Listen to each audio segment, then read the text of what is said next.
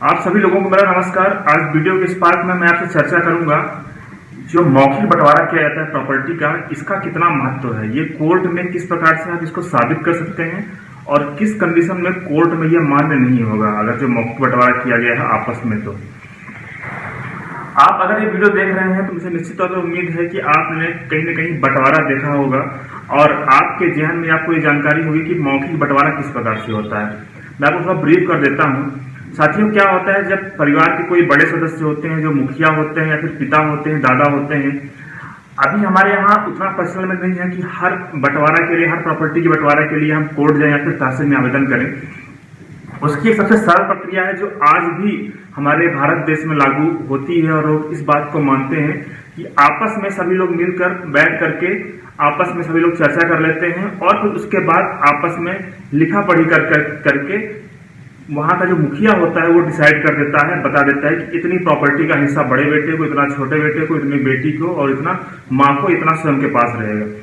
लेकिन साथियों, इसमें प्रॉब्लम तब होती है जब कुछ दिनों बाद कोई किसी भी, जैसे मान लीजिए किसी के 4 बेटे हैं, उसमें से एक बेटे को आपत्ति होती है। उसका वही ये कहना होता है कि जो प्रॉपर्टी का जो बंटवारा हुआ है वो सही तरीके से नहीं हुआ है, क्योंकि जो बड़े भाई को जो प्रॉपर्टी मिली है वो ज्यादा मिली है, या फिर जो छोटे भाई को जो प्रॉपर्टी मिली है वो ज्यादा मिली है, या फिर उनको जो हिस्सा दिया गया है वो सही तरीके से नहीं दिया गया है। उन्हें रोड के सामने वाला हिस्सा चाहिए या रोड के पीछे वाला हिस्सा चाहिए, या फिर जो जमीन दी गई है जमीन उपजाऊ नहीं है, या फिर जमीन कह सकते हैं कि उसमें वो नदी के किनारे नहीं है, या फिर वहां पे सिंचित नहीं है। अलग अलग तरीके से समस्याएं होती हैं। अब आपके साथ कौन सी परिस्थिति है उसका मैं आपको नहीं बता सकता कि आपके साथ कौन कौन सी परिस्थिति घटित हो रही है जिसकी वजह से आप ये वीडियो देख रहे हैं कि मौखिक बंटवारे को कब माना जाता है और कब नहीं माना जाता है। लेकिन हाँ, मैं आपको मौखिक बंटवारे से संबंधित हमारे कानून में जो बताया गया है कि किस प्रकार से मौखिक बंटवारे का महत्व है, ये कब मान्य होगा और कब अमान्य होगा, इस बारे में आपको मैं जरूर जानकारी दूंगा। तो साथियों, सबसे पहले तो मैं आपको 4 जजमेंट बता रहा हूं। इन जजमेंट को आप देखिए और इसके बाद मैं आपको ब्रीफ करूंगा कि किस तरीके से मौखिक बंटवारा कब मान्य होगा और कब अमान्य होगा। ये सबसे पहला जजमेंट है, ये दयाराम विरुद्ध हरचंद्र, ये 1989 का है। इसमें ऐसा बताया गया है, पूर्व का पारस्परिक विभाजन असमान अंश के आधार पर नामंजूर नहीं किया जा सकता, क्योंकि पारस्परिक विभाजन सद्भाव पर आधारित होता है। इस वीडियो में बताया गया है कि जो विभाजन आपस में किया गया था उसे अगर हम बाद में चुनौती दे रहे हैं तो वो नहीं माना जाएगा, क्योंकि आपस का जो विभाजन होता है और अगर सभी लोगों ने सहमति व्यक्त कर दी है विभाजन के समय, तो बाद में आप उसको चुनौती नहीं दे सकते हैं, क्योंकि शुरू में जो विभाजन हुआ था वो सद्भाव के आधार पर हुआ था। वो बिना किसी लालच, बिना किसी कह सकते हैं कि द्वेष भावना से हुआ था, इसलिए वो जो विभाजन है वो मान्य होगा। दूसरा जजमेंट देखते हैं। ये जजमेंट है, ये भुवन व अन्य विरुद्ध नागू का है। ये भी रेवेन्यू जजमेंट है, 1996 का है। इसमें ऐसा बताया गया है कि पिता द्वारा पारिवारिक विभाजन संपादित किया गया और विभाजन के अनुसार आवंटित भाग का कब्जा दिया गया। ऐसा विभाजन पश्चातवर्ती प्रकरण पर चुनौती योग्य नहीं है। इसमें कुछ परिस्थिति ऐसी थी जजमेंट में, जो केस था कि पिता ने पहले सभी का बंटवारा कर दिया, बंटवारा के बाद सभी को कब्जा दे दिया। मीन्स की जैसे मान लीजिए कि 4 बेटे हैं, बेटियां हैं, सभी को बता दिया कि आप इस जमीन का जो एरिया नंबर है, आप ये जमीन लोगे, आप ये जमीन लोगे, आपको ये मिलेगा, आपको ये घर मिलेगा। लेकिन उसके बाद में सभी ने कब्जा ले लिया। कब्जा लेते समय किसी ने आपत्ति दर्ज नहीं किया, उस समय ना तो किसी ने कंप्लेन किया। उसके 2 साल, 4 साल, 6 साल बाद उनको जब किसी व्यक्ति ने कह सकते हैं कि एक प्रकार से उनको भड़का दिया कि नहीं, आपको प्रॉपर्टी कम मिले, उस कंडीशन में अगर कोई आपत्ति दर्ज कर रहा है तो मान्य नहीं होगी। इसकी आप लास्ट लाइन देख रहे होंगे, ऐसा विभाजन पश्चातवर्ती प्रकरण में चुनौती योग्य नहीं है, मतलब कि इसको बाद में चुनौती नहीं दी जा सकती है। देखते हैं अगला जजमेंट। ये साथियों रामकिशन विरुद्ध चंपालाल व अन्य, ये भी रेवेन्यू जजमेंट है। पारिवारिक व्यवस्था के रूप में पक्षकारों के मध्य आपसी मौखिक विभाजन और उनके परस्पर स्वतंत्र एवं पृथक कृत करते हुए कब्जा रखना साक्ष्य से स्थापित है।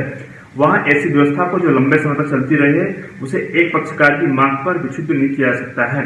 इस जजमेंट में आप ये समझ गए होंगे कि जहां पे पहले से बंटवारा हो चुका है, सभी ने कब्जा प्राप्त कर लिया है और लंबे समय तक कब्जा सभी किए हुए हैं, मान लीजिए बंटवारा हुआ 4 साल पहले, और 4 साल पहले जो 5 भाइयों के बीच बंटवारा हुआ है, उस 5 भाइयों में से 4 भाई सहमत हैं, उन्हें कोई आपत्ति नहीं है, लेकिन बंटवारे के 5 साल बाद एक भाई के द्वारा आपत्ति ली जाती है कि जो बंटवारा किया गया था वो उसे चुनौती देने का प्रयास कर रहा है, तो उस कंडीशन में जो चुनौती दी जा रही है वो अमान्य होगी। मुझे उम्मीद है कि मैंने जो जजमेंट बताए इसके माध्यम से आपका जो कॉन्सेप्ट है और आप जो जानना चाहते हैं कि मौखिक बंटवारे का किस कंडीशन में महत्व है और कब महत्व नहीं है, आपको समझ में आ गया होगा।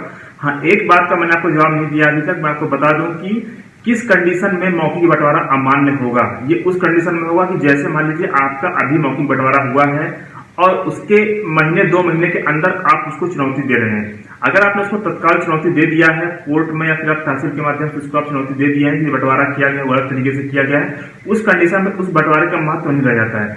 लेकिन एक बार वो बंटवारा अगर एक लंबा टाइम हो गया, मान लीजिए कि किसी के पिताजी ने जब बंटवारा किया था उस दौरान किसी ने आपत्ति दर्ज नहीं किया, उसके 2 साल बाद जब पिताजी की मृत्यु हो गई उसके बाद अगर कोई आवेदन दे रहा है तो उस बंटवारे को अमान्य कर दिया जाएगा कोर्ट के द्वारा।